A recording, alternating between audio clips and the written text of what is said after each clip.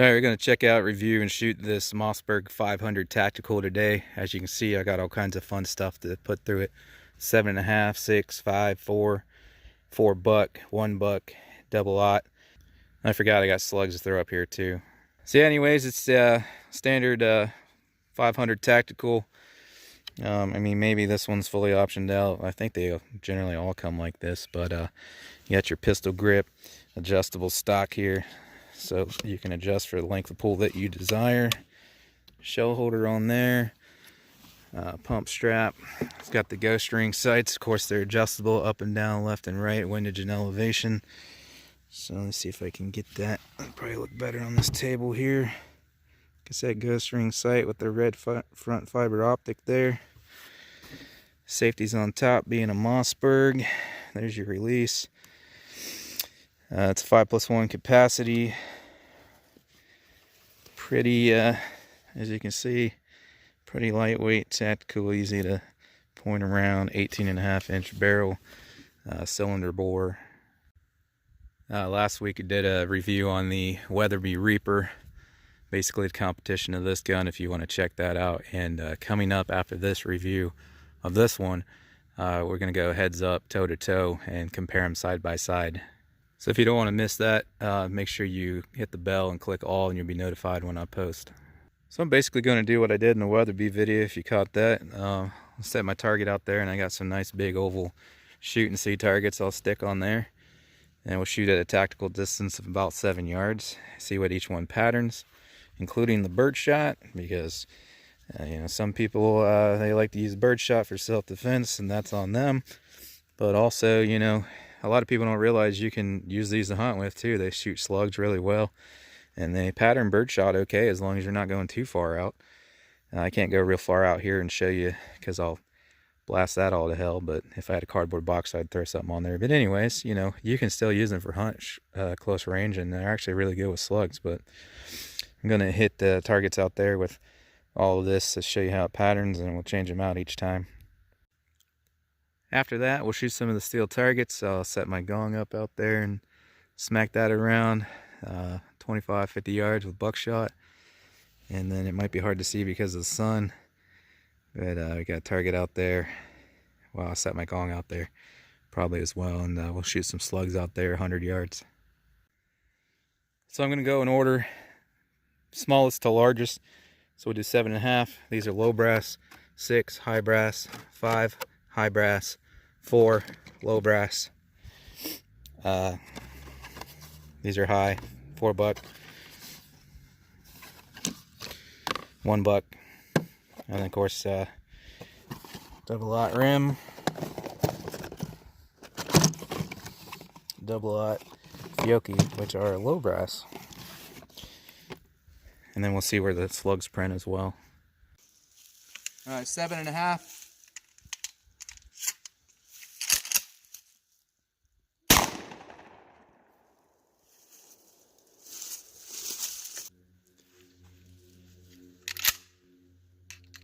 Number 6.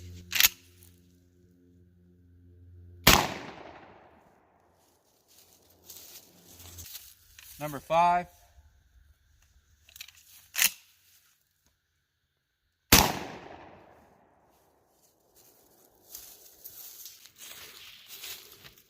Number 4.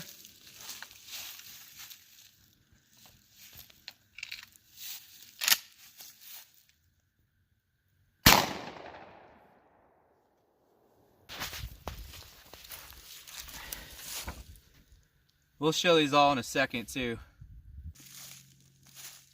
4 buck.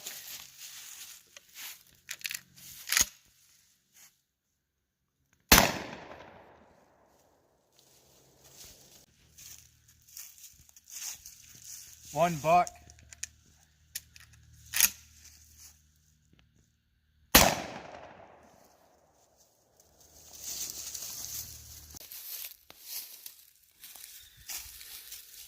All right, for double aught, I'm going to do the Fiocchi on the left-hand side first, and then I'm going to do the Remington on the right-hand side.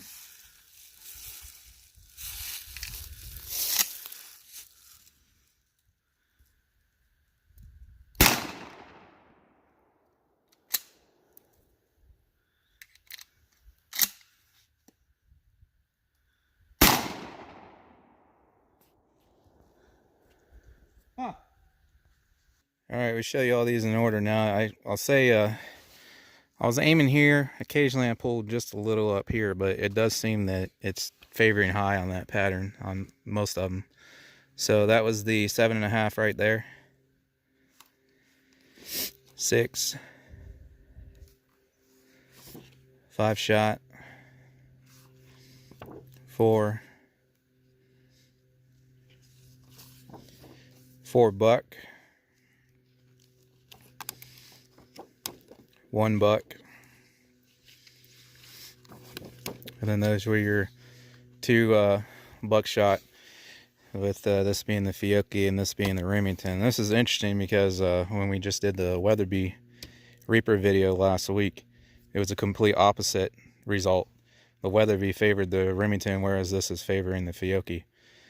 So that'll be interesting to see how they fare in the heads up video when I'll post that next week coming up. Then I threw that little sticky one on there because I'm going to shoot a slug at it, same distance, just to see where it prints close range, and then we're of course going to take the slugs out further. I'm just shooting your standard Winchester rifled slugs here.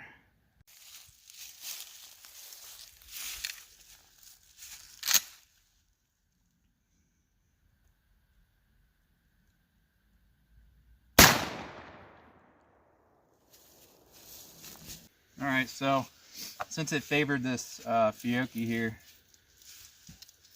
these targets are laser rangefinder confirmed.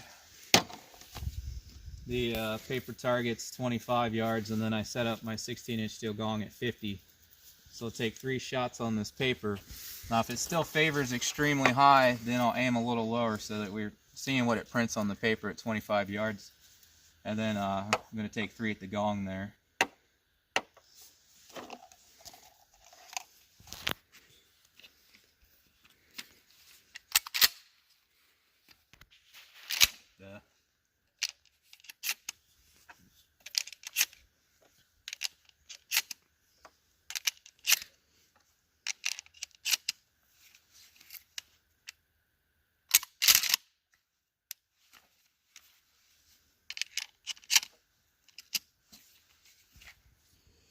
All right, here we go.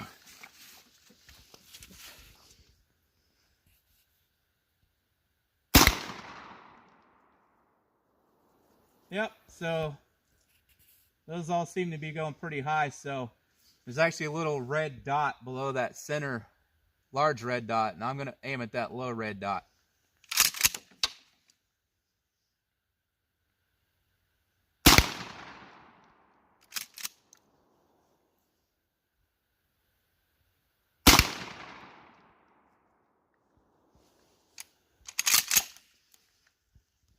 All right, out to the gong.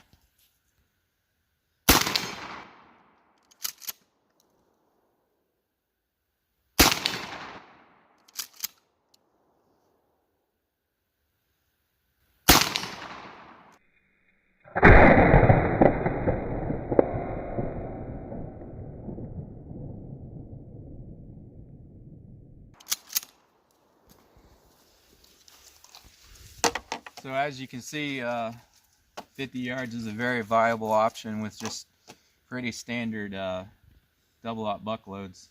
3 hits in a row. I'm going to put number 5 in here. Just go back and forth on these 2 steel targets. Try to hit them as fast as I can.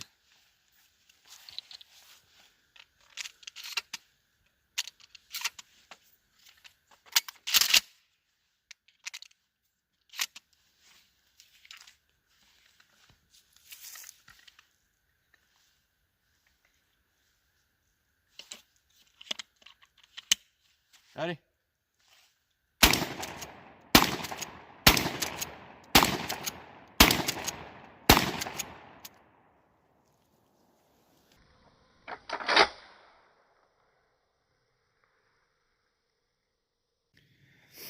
not sure how well you can tell in the video because this is it doesn't move at all, so it'd probably be harder to tell if I hit it, but you can see all the little BB shots all over it compared to the handgun bullets that have hit it.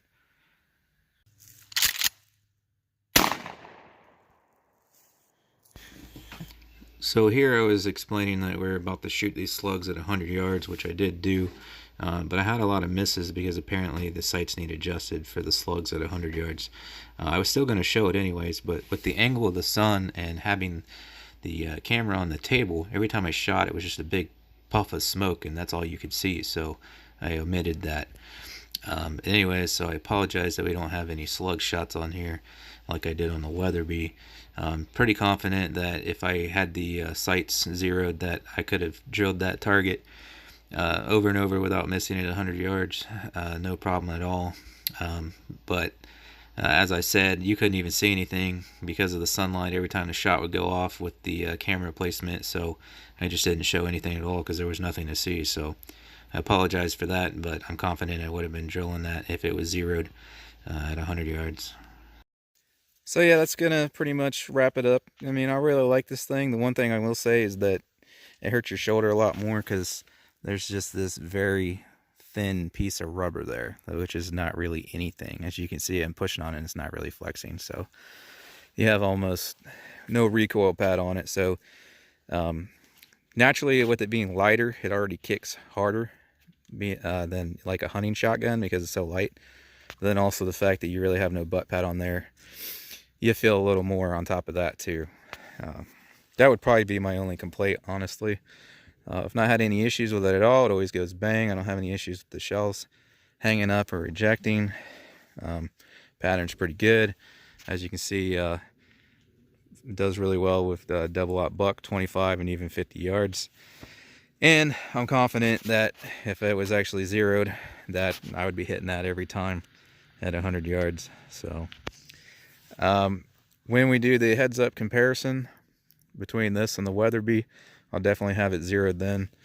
So I'll be able to display that then. And then we'll also do, we'll see how each one compares with patterns. And then also I'll do a group with each one with slugs and see which one shoots the slugs better, which they're probably going to be very similar, but just for the sake of doing it. So if you like this video, please hit the like button for me. If you want to catch that follow-up video where I'm going to put these head-to-head, make sure you hit the bell and click all to be notified when I post. But that's going to wrap this one up. I appreciate you watching.